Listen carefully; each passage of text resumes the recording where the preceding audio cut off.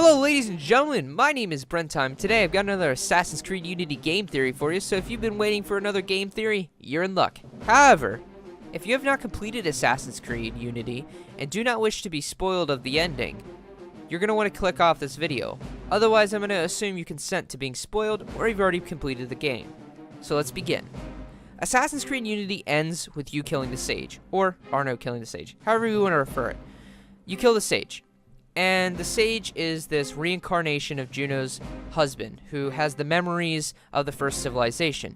Basically, he's a precursor. He's got precursor DNA, and that's the whole premise of the entire Assassin's Creed Unity modern day story, which sucks, by the way. I have another video on that. Anywho, I can't remember what they stated, but it's either years or months afterwards, Arno and Napoleon go back to retrieve the Sage's body. And you're not really sure why. Now, as far as my knowledge goes, the Templar Order and the Assassin's Order, neither one of them actually understand what the Sage's purpose is until the modern day. And this is prevalent by the fact of they are only searching for the Sage in Assassin's Creed Unity. The only reason that they searched for it in Assassin's Creed 4 was because they were looking for the observatory, which they ended up finding anyways. So, I think they stopped their search for the Sage because in Assassin's Creed Unity, no one's looking for the Sage. They know where the Sage is. And it's right in the Templar Order. I mean, it's right in front of their frickin' faces. And it doesn't seem as though they know or understand what the Sage is.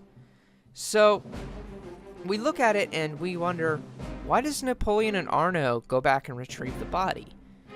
Okay, well, let's look at Napoleon and Arno as people. Napoleon and Arno are kind of similar. They're both very selfish people. And I know we don't want to think Arno is a selfish person because we play him. But, I mean, look at the events that transpired in Assassin's Creed Unity. All Arno wanted was his revenge. And so it really sets the tone that he's very selfish. He only cares about himself and Elise. Now, that does make him kind of not selfish. But he does only care about their well-being. Once she dies, that means he only cares about himself. And he does understand the tenets of the creed afterwards, but that doesn't mean he ever goes back.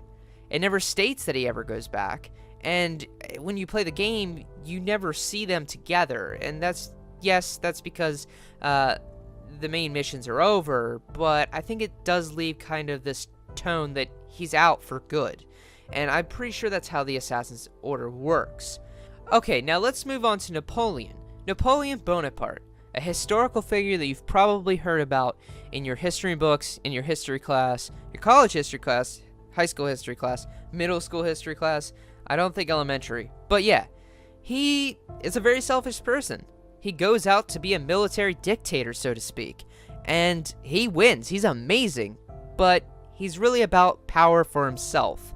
And I think that sets the tone as he's out for himself as well. And two people out for themselves that aren't necessarily out to put each other down, they're going to be best friends. So this puts Arno and Napoleon at pretty equal ground. Now, I don't think Arno's still with the assassins, because clearly it doesn't seem that way. And if he's not, this puts Arno and Napoleon as best friends, both kind of in the middle between the Templars and the assassins. It's kind of an outlier, so to speak. So, why do they go back to this body? And I think it's because they don't want the Templar Order nor the assassins to know that this man was ever lived, because he was a very powerful figure. And they find this out. I mean, he knew tons of the Templar Order and the Assassin's Order, and it's because of his precursor blood and his reincarnation from the first civilization. And I think that's really the only reason they go back there. If you want to come up with your own theory, please leave it in the comment section below, and I'd be very glad to just kind of talk to you about it, because it's a cool concept. Now, Napoleon, I think, understands the Assassins and Templars, but never actually joins them. And I think this is because when you go to the King's Palace, he retrieves something there as well, which glows like a piece of Eden. And I think he's very intrigued by pieces of Eden. And in the game, I believe, and I can't remember exactly where it was, they talk about Hitler and how Hitler sought pieces of Eden as well.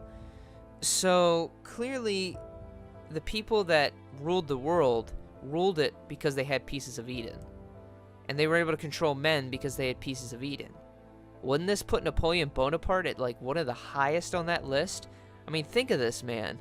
Greatest military victories in the entire world? That makes a lot of sense. And with Arno at his side, just imagine what the hell they could have pulled off. So I'm going to leave it with that. I'm going to let you guys say in the comments section below what you think about this theory. And I do enjoy giving you guys some food for thought. I hope you guys enjoyed this video. If you like it, please leave a like. If you disliked it, go ahead and leave a dislike. But please do comment below. I like to hear your thoughts. This has been Brenttime. See you guys later.